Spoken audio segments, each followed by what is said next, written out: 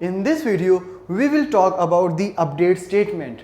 As we have already inserted the rows in a table through the insert statement, now if you want to modify any or multiple fields for a particular row or for some rows, you can go for the update statement. If you want to specify the specific record, you can use the where clause in a very similar way as we have used in the select statement. So let's have a look on the update statements practically.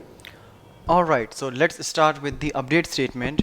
As I already discussed, like update statement will modify the existing record or multiple records as well. So what can I do here is we have a number of records. Let's start updating them. So for doing that, what I'll do is I'll use the update keyword. Update is also a function, that's why it's coming in a pink color, right? But we can definitely use it as a keyword for updating the record. So update table name, that is here I'm going to work with the TBL employees.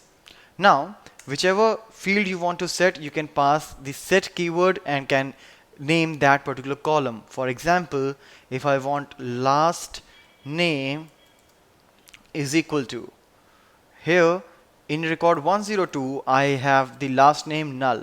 So let's put anything right here. Let's say I want to put ABC, anything like that. Alright, so last name is equal to this. If I will execute this statement, last name of all the employees will be set to ABC. That I don't want to do. So what I want to do, I want to do it for a particular record. So you can point that particular record with any ways, like first name is equal to Anand. If there are multiple Anand, both of them or all of them will be manipulated. So it's better to pass the ID if you want to go for a specific record change. So I'll say where first name where EMP ID is equal to 102. So let's put it after this update statement. Alright, now let's execute this. So first of all it will be updated and then we will select it. As you can see here, you are getting ABC in the last name. Similarly, if you want to set anything to null, you can do that as well by just writing is equal to null, and again it will be like that. Okay, now if you want to change to some other things, for example here I have an employee like 104 Anil Kumar, and here the salary is 30,000. Suppose I don't know this salary, I want to make an updation, maybe 10% of hike I want, or maybe 1000 or maybe 2000, any particular increment I want to make. So how can we do that? So set salary is equal to salary plus 2000. So currently it is 30,000, now it will be 32, but for which I am going to execute for 104. Where clause will behave as same as we have done in the select statement. So you can put all the operators which you want like the similar way. So now you can see it is 32,000. So the increment is done. Similarly, you can also put the subquery in the where clause as we have done in the select statement subqueries, or you can also pass a subquery in this particular set statement. How? For example, what I want to do is I want to transfer Vineet in the department Anadi is working. So how can I do that? So either I can take a name of the employee or EMP ID as I said.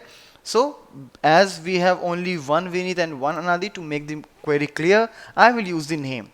So what I want is I want to update Vineet's department. So where first name is equal to, so where first name is equal to Vineet, it's not case sensitive, so let it be fine. Okay, if it's not looking good, let's rewrite this. Okay, so where first name is equal to Vineet, but what I want to change, I want to change the department. So set department is equal to, and what department? The department on which Anadi is working. So select department from TBL employees where first name is equal to Anadi.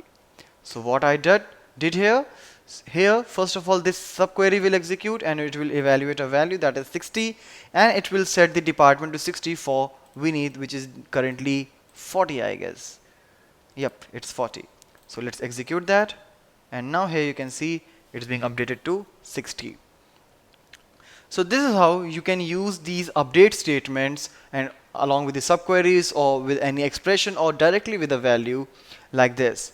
In case you want to update multiple fields using the update statement, you can do that as well. For example, as I said, department is equal to, let's say, 40. If you want to update another field, let's do it like that. All right, like department is this. Maybe I want to change the mobile number is equal to something like this. All right, so currently the mobile number is something different. Now it's something different, and as soon as I'll execute, you see the department is back to 40 and mobile number is changed. So this is how you can update the existing values.